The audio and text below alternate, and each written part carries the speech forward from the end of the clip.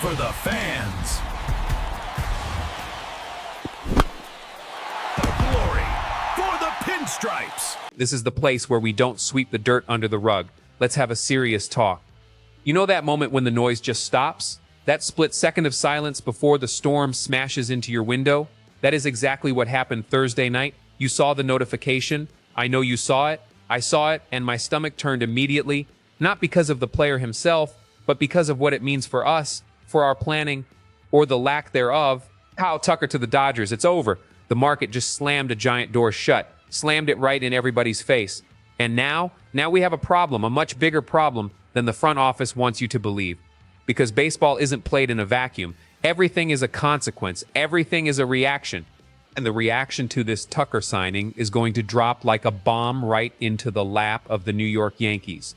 More specifically, into the laps of Brian Cashman and Hal Steinbrenner.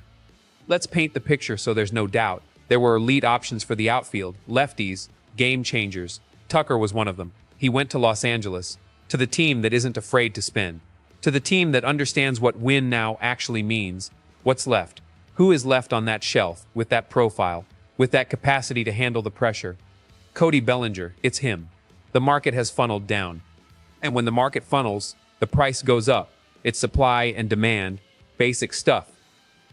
Anyone understands this, except apparently the people making decisions over in the Bronx front office. And here enters the nightmare. Here enters the ghost that haunts us, the rich, desperate neighbor, the New York Mets. Look at their situation. They wanted Tucker. They needed Tucker. They lost out. They have holes in the roster. They have infinite money. They have the media pressure. And now they have a single target. Do you really think Steve Cohen is going to sit there watching the market dry up? He won't. They are going to come hard for Bellinger, with anger, with a blank check. They've already lost veterans. They need to give an answer to their fan base. And the easiest answer, the sweetest one for them, is to steal the guy who shined in our jersey in 2025. This gives me a bad feeling, a sense of déjà vu. Remember Juan Soto? Of course you remember. The wound is still open. Watching him cross the bridge and put on a Mets jersey was a gut punch to every single Yankees fan.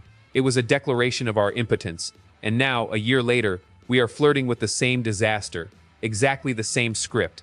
The possibility of seeing Bellinger, who found himself again here, who wore the pinstripes and didn't flinch, seeing him go to Queens. It would be painful. It would be embarrassing. It would be confirmation that we are no longer the predators of the market.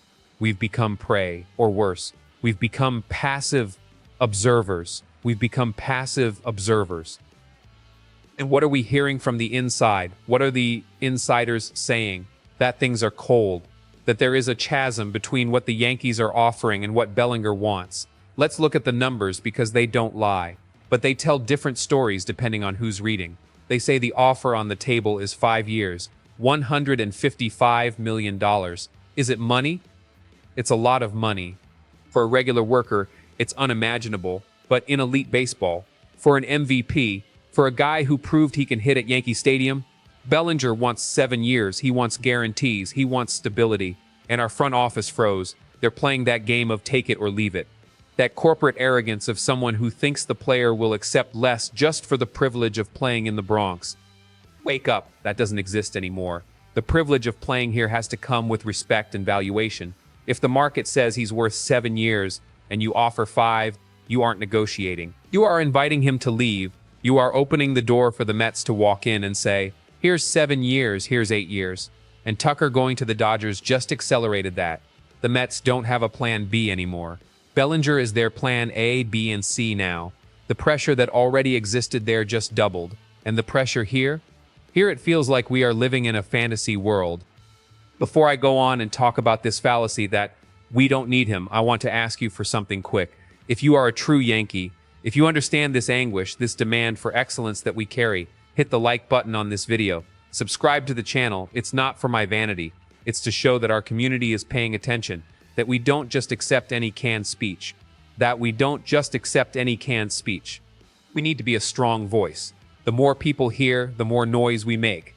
Comment down below later. Do you trust this front office to close this deal? Or do you think we're going to lose another one to the neighbor?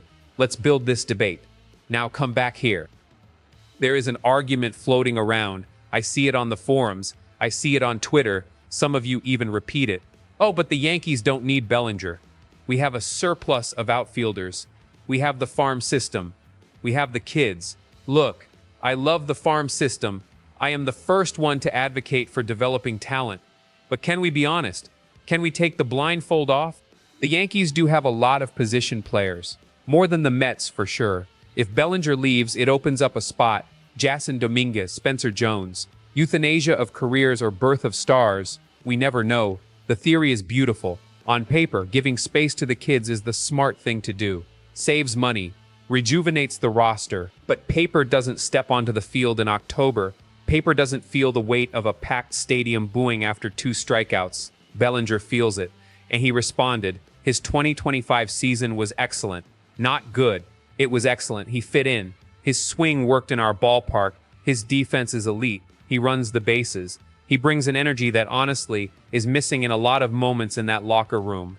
He has that New York player profile he doesn't hide. Betting all your chips that a 21 or 22-year-old kid is going to replace that production immediately? That is a gigantic risk. It's a bet that can cost an entire season. We've seen this happen before. We bet on potential and watch the proven walk away and win a championship somewhere else. The Yankees are not in a position to wait and see. We are not rebuilding. We have a window. Judge isn't going to stay young forever. Cole isn't going to have that arm forever. The time is now, and now demands certainties. Bellinger is a certainty. The kids are promises. I love promises. But I prefer trophies, and trophies are won with men who know the way. So, the question remains, is it worth saving a few bucks? Is it worth fighting over 2 years of a contract? The difference between 5 and 7 years. Is that what separates us from keeping a pillar of the team or watching him reinforce a direct rival? If Hal Steinbrenner is worried about the luxury tax, about the 2029 payroll, then we have already lost because the Dodgers aren't worried. The Mets aren't worried. They are worried about winning baseball games. This accountant mentality, this Excel spreadsheet mindset, is killing the winning soul of this team. Tucker is gone. The domino fell. The market shrank. The temperature went up. There is nowhere left to run. Either pay up or shut up. But shutting up in this case means seeing Bellinger in a blue and orange cap. It means watching him hit home runs against us in the Subway Series. It means having to listen to the New York press questioning why we let him go. Again, the same story as Soto. Can we handle that? Can the locker room handle that message? Look, you guys are good, but we didn't want to pay to keep the group strong. That demoralizes. That creates doubt. That undermines confidence. I'm not saying give him a 10-year contract. That's not it. But 7 years for an athletic guy who takes care of himself, who already knows the house, it seems like a no-brainer. It seems obvious. But nothing is obvious with this front office. They like to complicate things. They like to try and be the smartest guys in the room. And lately, whoever tries to be the smartest ends up looking like the court jester. The news about Tucker to the Dodgers should be a fire alarm ringing inside Yankee Stadium. It should make Cashman pick up the phone right now, not tomorrow, right now, and say, "Okay, Cody, let's resolve this. 7 years, let's close it." Because if he waits, if he thinks he can bluff the Mets, he's going to lose, and we are going to lose, and we are going to have to settle for potential and financial flexibility. I don't celebrate financial flexibility. I don't go to the parade for the balance sheet victory. I want to celebrate a title, and to win a title, you need the best players. Bellinger is one of them. Simple as that. The clock is ticking. Every hour that passes without an announcement from the Yankees is an hour that Bellinger's agent is listening to the Mets' proposal. And with every hour, the price goes up. With every hour, our chance goes down. It's agonizing. It's frustrating. But it is our reality. Again, always almost. Always we tried. But the numbers didn't match. Enough with the excuses. Enough with the excuses. The fans don't care about the process. They care about the result. And the result today is that we are dangerously close to handing an idol to the enemy on a silver platter. Pay the man, Hal, or get your ears ready for the boos because they are coming. And this time, they are going to be louder than ever. That's it. I'm going to stay here, refreshing the page every 5 seconds with that tightness in my chest that you are feeling too. I hope I'm wrong. I hope tomorrow I come here and say, he stayed. But my experience, my hardened fan instinct, tells me to prepare for the worst. Stay tuned.